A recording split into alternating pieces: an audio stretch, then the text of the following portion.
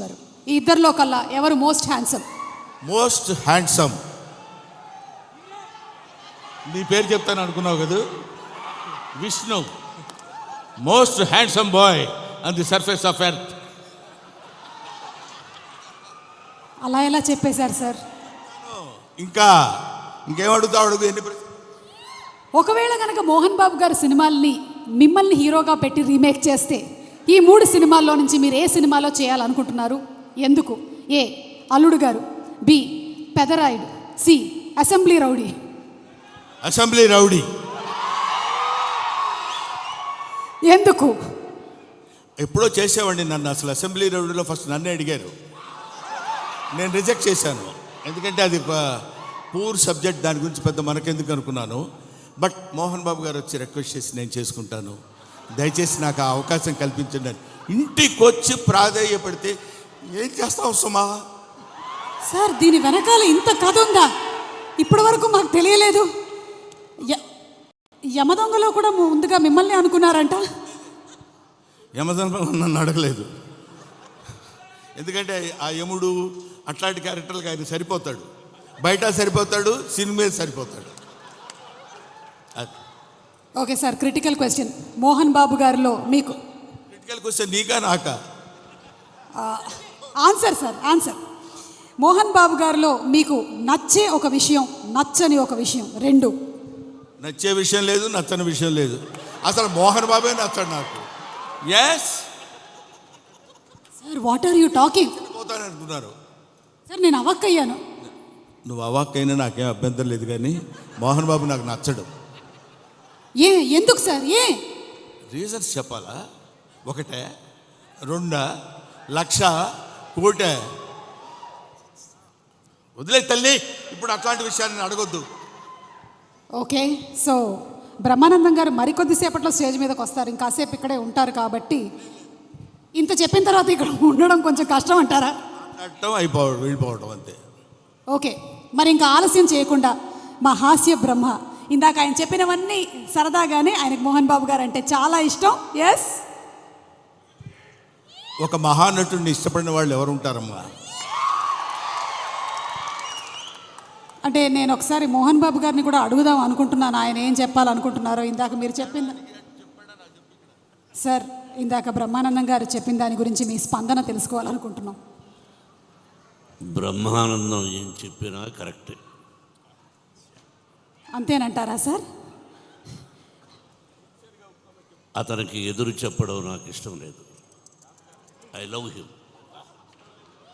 అంటే బ్రహ్మానందం గారు పెద్ద డాన్ అంటారా? నేను భయపడుతూ ఉంటాను. బ్రహ్మానందం గారు అంటే మోహన్ బాబు గారు భయపడుతున్నారంటే ఇంకా నేను బ్రహ్మానందం గారంటే భయపడ్డు, నిజానికి భయపడతాడు. బ్రహ్మానందం అంటే నిజం, నిజం అంటే బ్రహ్మానందం. కాబట్టి మరి ఇక ఆలస్యం చేయకుండా మా హాస్య బ్రహ్మ, the Guinness book of world record holder, అలాగే పద్మశ్రీ అవార్డీ బ్రహ్మానందం గారిని సాధారణంగా వేదిక మీదకి రావాల్సిందిగా రిక్వెస్ట్ చేస్తున్నాము. కన్నప్ప సినిమాలో మనకి ఒక విభిన్నమైనటువంటి పాత్రతో కనిపించబోతున్నటువంటి బ్రహ్మానందం గారికి సాదర స్వాగతం పలుకుతూ కనిపిస్తున్నాము. And escorting him on stage మా విష్ణు గారు, హార్డ్ వర్క్ అండ్ డెడికేషన్కి కేర్ ఆఫ్ అడ్రస్, అలాగే మా అసోసియేషన్ ప్రెసిడెంట్గా కూడా ఎన్నో అద్భుతమైనటువంటి కార్యక్రమాలను చేస్తూ త్వరలోనే రిలీజ్ అవుతున్నటువంటి ఈ సినిమా విష్ణు గారికి చాలా పెద్ద సక్సెస్ అవ్వాలని మనస్ఫూర్తిగా కోరుకుంటూ ఉన్నాము. బ్రహ్మానందం గారు, మీకు స్వాగతం. అండ్ అలాగే ఇప్పుడే ఇక్కడికి విచ్చేసినటువంటి చిన్ని ఆశ, చిన్నదాని ఆశ రోజా గారు, మన మధుబాల గారు, రోజా మూవీ మధుబాల గారికి స్వాగతం పలుకుతున్నాము. మధుబాల గారు, very very hearty welcome to you.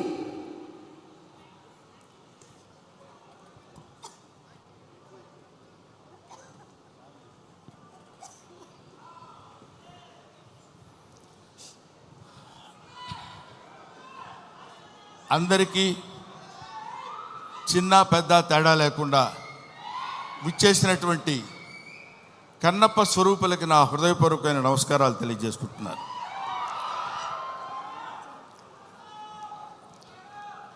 వీడికి ఏం పోయే కాలం, ప్యాంట్ షర్ట్ వేసుకొని రావచ్చు కదా అనుకోవచ్చు అందరూ. కొంతమందికి ఆ ఐడియా ఉండుంటుంది. కానీ ఈరోజు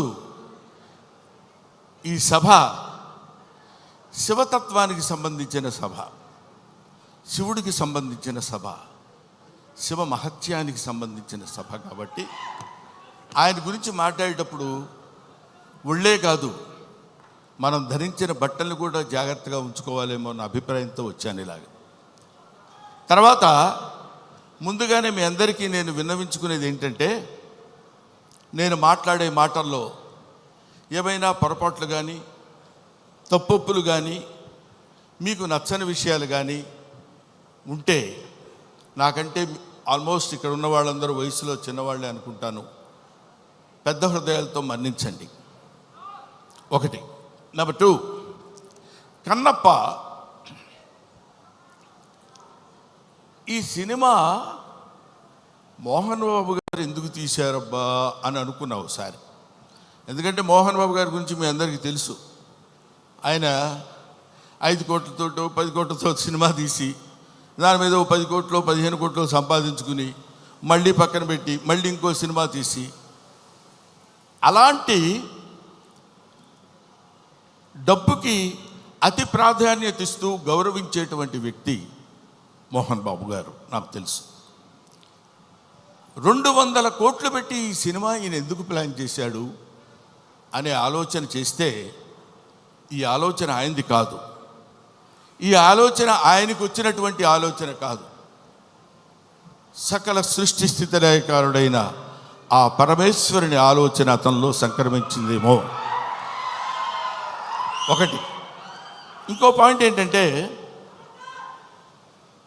ఎప్పుడో నా చిన్నతనంలో ఆయన కన్నడ రాజకుమార్ కాళహస్తి మహోత్సవం సినిమా తీశారు. ఆ తర్వాత కీర్తిశేషులు బాపు గారు, కీర్తిశేషులు కృష్ణరాజు గారితో కన్నప్ప సినిమా తీశారు. అది తీసి ఇంచుమించు 30-35 సంవత్సరాలు అవుతుందేమో నాకు తెలిసి, 30 సంవత్సరాల పైనే, 50 సంవత్సరాలు. ఆ సినిమా తర్వాత భక్తి తత్వాన్ని ఇప్పుడు ఇక్కడ ఉన్నటువంటి కుర్రకారందట్లో భక్తి సన్నగిల్లిపోయి అరాచకాలు పెరుగుతున్న సమయంలో ఏదో ఒక భారతీయ తత్వాన్ని, భారతీయ శివతత్వాన్ని తెలియపరచాలి ఇప్పుడున్నటువంటి కుర్రకారుకి అనేటువంటి ఆలోచనతోటి శివుడే, సాక్షాత్తు శివుడే, సాక్షాత్తు ఆ పరమేశ్వరుడే, సాక్షాత్తు ఆ కాళహస్తీశ్వరుడే, సాక్షాత్తు ఆ వాయులింగుడే మోహన్ బాబుని ఇలా రారా అని పిలిచాడు. ఎందుకు పిలిచాడంటే, కాళహస్తిలో శివుడు ఉంటాడు, పక్కనే మోదుగుపాలెంలో ఉన్న మోహన్ బాబుని పిలిచి నువ్వు రారా, నువ్వు ఏవేవో సినిమాలు తీస్తావంటే నా సినిమా తీయ అన్నాడు అంతే. అది శివనాజ్ఞను అనుసరించి తీసినటువంటి సినిమా ఈ భక్త కన్నప్ప అని నా నమ్మకం. లేకపోతే ఇంత డబ్బు పెట్టి నేను సినిమా తీసి ఇంత టెన్షన్ పడి ఇన్ని రకాలైనటువంటి విమర్శల్ని ఎదుర్కొంటూ నిలబడి సినిమాని రిలీజ్ చేసి శివతత్వాన్ని యావత్ ప్రపంచానికి తెలియపరచాలనేటువంటి ఆలోచన అతను కలగటం ఆయన చేసుకున్న పూర్వజన్మ సుకృతం. అటువంటి మహనీయుడు ఆయన. మోహన్ బాబు గారి గురించి ఇందాకేదో సుమ అడిగితే సరదాగా 2 జోకులుగా నేను మాట్లాడాను కానండి, చెప్తున్నాను కదా, ఆ మాట్లాడటానికి ఆయన ఇచ్చిన చదువు మాత్రమే కారణం. మోహన్ బాబు ఇందాక ఆయన నడిచి వస్తుంటే సాక్షాత్తు శివుని మీద ఒక సేవ చేసినటువంటి శివపాదార్చకుడైనటువంటి ఒక మహదేవ శాస్త్రి వస్తున్న ఆ నడక, టీవీ, ఆ ఆలోచన విధానం, అటువంటి మహానటుడి గురించి మనం చెప్పాల్సిన అవసరం లేదు. ఆ కడుపున పుట్టిన బిడ్డే మనుషుడు విష్ణు, అతన్ని కన్నప్పగా ఎన్నుకుని వీళ్ళందరూ చాలామంది ఏమనుకుంటారంటే, మనం ఈ సినిమాలో యాక్ట్ చేసాం, శరత్ బాబు గారు, మోహన్ లాల్ గారు, లేకపోతే ఇంకొక అక్షయ్ కుమార్ గారు, ముఖేష్ గారు, వీళ్ళందరూ సినిమాల్లో యాక్ట్ చేశారని అనుకున్నారు. కానీ వీళ్ళందరూ యాక్ట్ చేయబడ్డారు. శివుని యొక్క ఆజ్ఞ చేత వీళ్ళందరూ ఈ సినిమాలో నటించాల్సిన, ఎందుకంటే ఎన్నో సినిమాలు చేసిన వాళ్ళు ఉన్నారు. మోహన్ బాబు గారు కూడా ఎన్నో సినిమాల్లో చేశారు, ఎన్నో సినిమాల్లో చేసి డబ్బు సంపాదించారు. డబ్బు సంపాదన మాత్రమే ప్రాతిపదికగా తీసినటువంటి సినిమా ఇది అయితే అయి ఉండొచ్చునేమో కానీ కొంతమంది దృష్టిలో ఇది కేవలం పరమేశ్వరుని యొక్క అనుజ్ఞ చేత, పరమేశ్వరుని యొక్క ఆజ్ఞ చేత శిరసావహించి తీసినటువంటి ఈ సినిమా. అందుకని నేనేం చెప్తున్నానంటే మీ అందరికీ, మహానుభావులకి, మహాత్ములకి, ప్రవచనకారులకి, ప్రయోక్తలకి మీ అందరికీ శిరస్సు వంచి పాదాభివందన చేసి నేను చెప్పే మాట ఏంటంటే, పెచ్చుమీరిపోతున్నటువంటి ఈ కలియుగంలో కలి యొక్క ప్రభావం చేత పరమ దుర్మార్గమైనటువంటి ఆలోచనలతో ఉన్నటువంటి ఈ మానవుల్ని కనీసం భక్తి అంటే ఇది, భక్తి అంటే ఇలా ఉంటుంది. మనం ఇంత భక్తితో ఉంటే మనకు అన్ని శుభాలే జరుగుతాయి. కొంచెం కష్టపెట్టిన ఈ సినిమా తీసిన దగ్గర నుంచి ఇప్పటి వరకు తండ్రి కొడుకులు ఇద్దరు ఎంత మదనపడ్డారో, ఎంత కష్టపడ్డారో సమీపంతో చూసినటువంటి వ్యక్తిగా నేను చెప్తున్న మాట. ఎందుకంటే భగవంతుడు ఊరికనే వచ్చేసి ఇదిగో తీసుకుంటారా అని అందరికీ తల్లి వెళ్ళిపోడు. కాలుస్తాడు, నిప్పుల్లో కాలుస్తాడు, సుత్తి దెబ్బలు కొడతాడు, అవన్నీ భరిస్తుంది. అది ఆయన ఎన్నుకున్న బంగారం. ఆ తర్వాత ఒక అద్భుతమైనటువంటి ఆభరణం చేయగలడు కన్నప్ప లాంటి సినిమా తీసి. అటువంటి సినిమా తీయడానికి ఉద్యుక్తుడైనటువంటి ఆ వ్యక్తి ఏమైనా సినిమాలు తీశాడు అనుకోండి, మీరు వదిలేసేయండి, దాని గురించి మనం పెద్ద పట్టించుకోవాల్సిన అవసరం లేదు. ఆయన విమర్శించండి, వాళ్ళ నటన విమర్శించండి, వాళ్ళని ఇంకేదో విమర్శించండి, తప్పు లేదు. ట్రోలింగ్ చేయండి, తప్పు లేదు. కానీ ఇక్కడ డబ్బు కోసం సినిమా తీసినా, ఇంకో కోసం సినిమా తీసినటువంటి కంటెంట్ ఏంటంటే శివభక్తి. 30-40 సంవత్సరాల తర్వాత, 50 సంవత్సరాల తర్వాత ఇప్పుడున్నటువంటి కుర్రకారుకి శివతత్వాన్ని, భక్తితత్వాన్ని, దైవత్వాన్ని తెలియపరచడం కోసం తీసిన ఈ సినిమాని మీ అందరికీ చేతులెత్తి శిరసావహించి మీరు నమస్కరించి, వినమ్రతతో నమస్కరించి చెప్పేది ఏంటంటే, ఈ సినిమాని ఆదరించండి, అభిమానించండి, అల్లరి మాత్రం చేయకండి. ఎందుకంటే శివుడు ప్రతి ఇంటా చేరాలి, ప్రతి గుండెలో చేరాలి, ప్రతి మనస్సుకి చేరాలి. అటువంటి చేరాల్సినటువంటి కొంచెం వాటర్ ఇస్తారండి. 1 సెకండ్.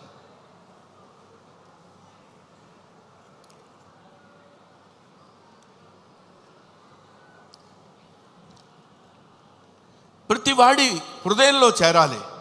ప్రతివాడి హృదయంలో ఉన్నటువంటి అద్భుతమైనటువంటి దీపాన్ని వెలిగించేటువంటి ప్రయత్నం చేశారు. కాబట్టి ఈ సినిమా దిగ్విజయంగా ఉండాలని మనస్ఫూర్తిగా కోరుకుంటున్నాను. పైగా ఈ సినిమా ఎందుకు ఆడాలని నేను కోరుకుంటున్నాను అంటే, ఇది కేవలం మహోన్నతమైనటువంటి భక్తుల గురించి చెప్పేటువంటి సినిమా మాత్రం కాదు. దూర్జటి మహాకవి, శ్రీకాళహస్తిలో ఉన్నటువంటి దూర్జటి మహాకవి ఆయన చెప్పింది ఏంటంటే, రే ఏంటేంటో వేదాలు, పుణ్యాలు, పునస్కారాలు, హోమాలు ఇవన్నీ చేయటం కాదురా. అవన్నీ తెలియని వాళ్ళు కూడా చాలామంది ఉన్నారు. అవన్నీ తెలియని మనుషులు ఉన్నారు. అవన్నీ తెలియని జంతువులు ఉన్నాయి. అవన్నీ తెలియని పురుగులు, పాములు ఉన్నాయి. అవన్నీ తెలియని క్రిమి కీటకాలు కూడా ఉన్నాయి. వీటన్నిటికీ నేను మోక్షాన్ని ఇవ్వగలను. ఏ వేదంబు పఠించ లోత. సాలెపురికి ఏ వేదం చదువుకుంది? భుజగం ఏ శాస్త్రములు చూచాను. పాము ఏ శాస్త్రములు చూచింది? తాను ఏ విద్యాభ్యసనంబోనొచ్చే కరి. ఏనుగు వెళ్ళిపోయి ఏ విద్యాభ్యాసనం చేసింది? చెంచు ఏ మంత్రం ఊహించాను. చెంచు ఏ మంత్రం ఊహించాడు? వాడికి ఏం తెలుసు? ఏమీ తెలియదు. బోధావిర్భావ నిదానములు చదువులయ్యా కాదు అని చెప్తున్నాడు. బోధావిర్భావ నిదానములు చదువులయ్యా కావు, నీ పాద సంసేవనాసక్తియే గాక జంతు తతికిన్ శ్రీకాళహస్తీశ్వరా. అది ఆయన చెప్పింది. అటువంటి ఆటవిక మానవుడు యొక్క పాత్రని పోషించేటువంటి మా మంచు విష్ణు ధన్యజీవి, ధన్యజీవి, ధన్యజీవి. ఎందరో మహానుభావులు పోషించేటువంటి పాత్ర. ఇప్పుడు అతని పాత్ర పోషణ ఎలా ఉందో నేను చెప్పడం, ఆర్టిస్టుల పాత్ర పోషణ ఎలా ఉందో నేను చెప్పి, ఈ సినిమా మీరు చూడండి, మోహన్ బాబుకు బోల్డెంత డబ్బులు ఇవ్వండి అని చెప్పడానికి మాత్రం నేను ఇక్కడికి రాలేదు.